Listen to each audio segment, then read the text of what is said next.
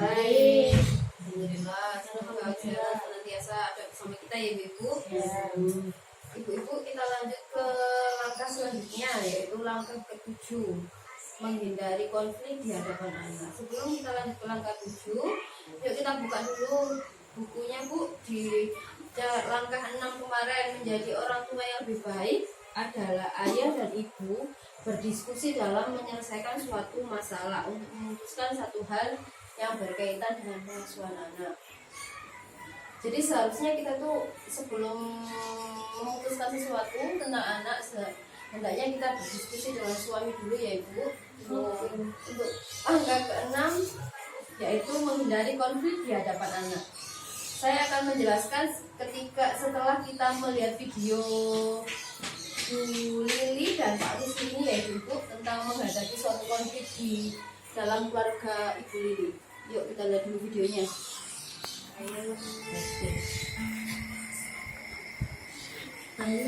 Menurut Ibu, sebaiknya kita beli motor, Pak. Lokasi proyek Bapak kan sekarang jauh-jauh. Apa Bapak tidak capek? Tidak apa-apa, jauh sedikit. Lagi pula, menurut Bapak, lebih baik kita menabung dulu. Itu lebih penting. Harga motor baru mahal. Kita sebenarnya belum mampu. Iya, Ibu tahu, menabung memang penting. Tapi motor juga penting, Pak. Kita perlu usahakan beli motor. Apalagi motor kan bisa dipakai untuk keperluan lain juga. Misalnya saja untuk antar anak-anak ke sekolah. Sepertinya belum mendesak. Anak-anak selama ini tidak mengeluh kan? Jalan kaki pulang pergi ke sekolah? Ya memang tidak sih. Tapi kita ini sebenarnya memang sudah perlu punya motor. Misalnya saja untuk ibu, kalau ibu harus ke pasar, lalu untuk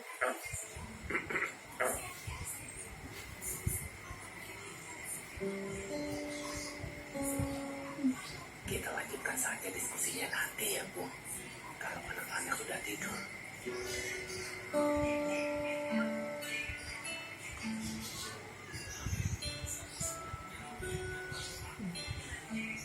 menurut Bapak bagaimana? Apa kita izinkan minum es tong-tong besok? Terlalu sering minum es kan tidak sehat. Lagi pula boros sekali kalau kita izinkan membeli es tong-tong setiap hari. Tapi kasihan juga kalau tidak diizinkan. Kita sangat suka es tong-tong.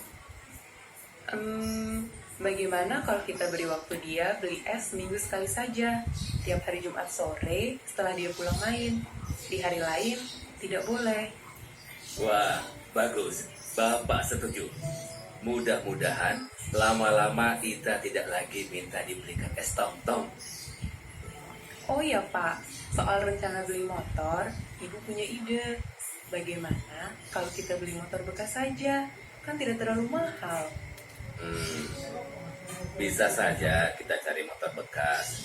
Tapi kita lihat dulu harganya. Kalau kira-kira kita mampu mencicilnya, ya kita beli. Tapi kalau tidak, Bapak pikir lebih baik kita menabung dulu sampai tabungan kita cukup. Ibu setuju?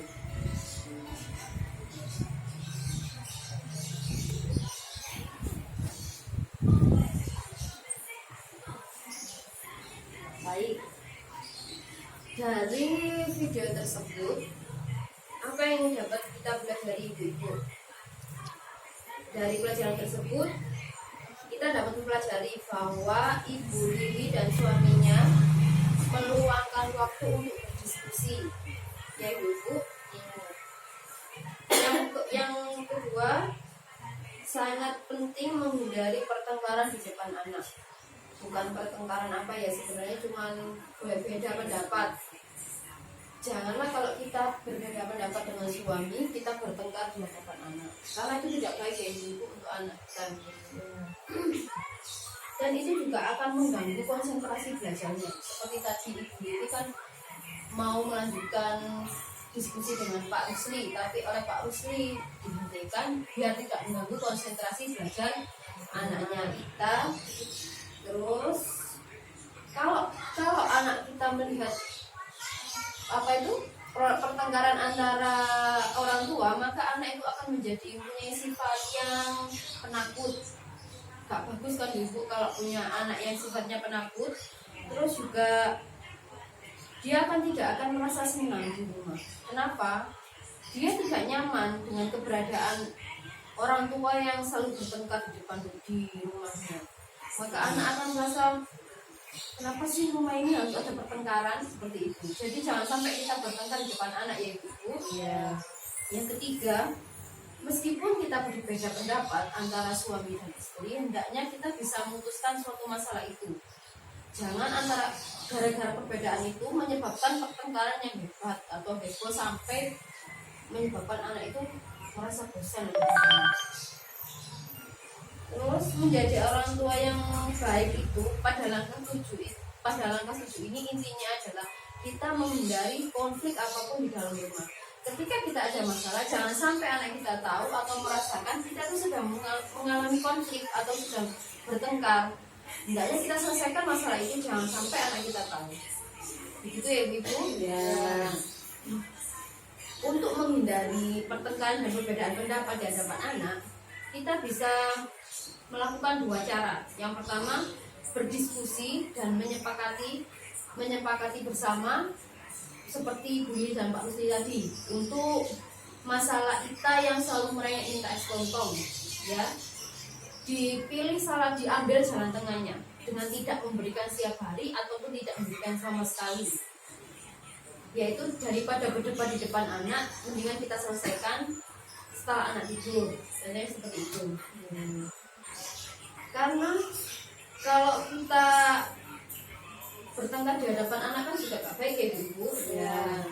Jika di hadapan anak, potensi atau kemungkinan pertengkaran di hadapan anak, cobalah untuk menenangkan diri dan tidak terpancing emosi. Ketika kita sedang marah di hadapan anak, hendaknya kita menenangkan diri kita sendiri dulu, seperti tarik nafas dalam-dalam bu, atau istighfar bu juga bisa.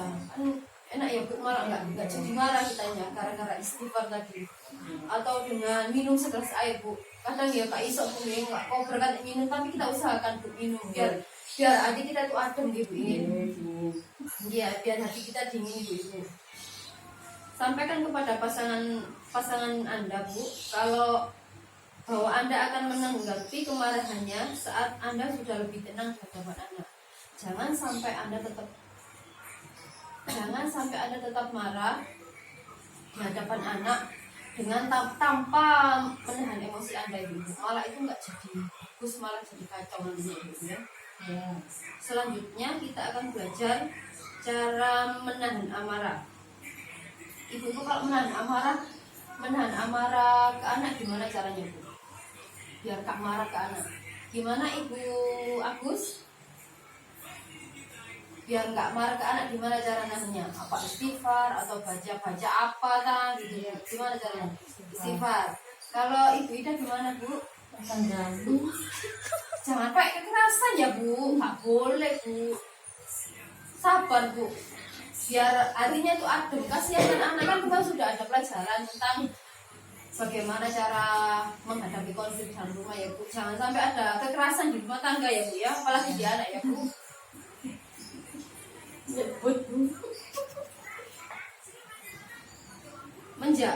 Banyak yang bisa kita lakukan dengan tadi kan bu ya, istighfar, berdoa, tarik nafas panjang atau minum segelas air ya bu. Ya bu, kita sebelum biar nggak tegang bu ya, kita senam aja ya bu, berdiri dulu ya bu. Ya bu, bentar aja bu, nggak lama-lama. Ya bu, senyum bu, senyum dulu. Buka maskernya ya bu, yuk kita senyum yuk. Ya terus kemudian senyum agak lebar bu. Terus akhirnya tertawa terbahak bu. Nah, oke terima kasih ibu, kita duduk kembali yuk. Ya dari pelajaran di sini saya harap ibu-ibu dapat mempraktekkan di rumah ya ibu dengan pasangan ibu-ibu masing-masing, agar kalau punya masalah jangan sampai bertengkar di depan anak. Kemudian untuk menahan emosi dan amarah tadi ada kan, bisa beristighfar, bisa minum air dingin supaya adem hatinya Bu, dingin hatinya ya Bu. Terus ininya pokoknya satu Bu, jangan bertengkar di hadapan anak. Hindari konflik apapun di depan anak. Selesaikan masalah itu dengan pasangan di saat anak tidak ada atau sebelum tidur ya Bu Ibu. Ya. Terima kasih. Assalamualaikum warahmatullahi wabarakatuh. Waalaikumsalam warahmatullahi wabarakatuh.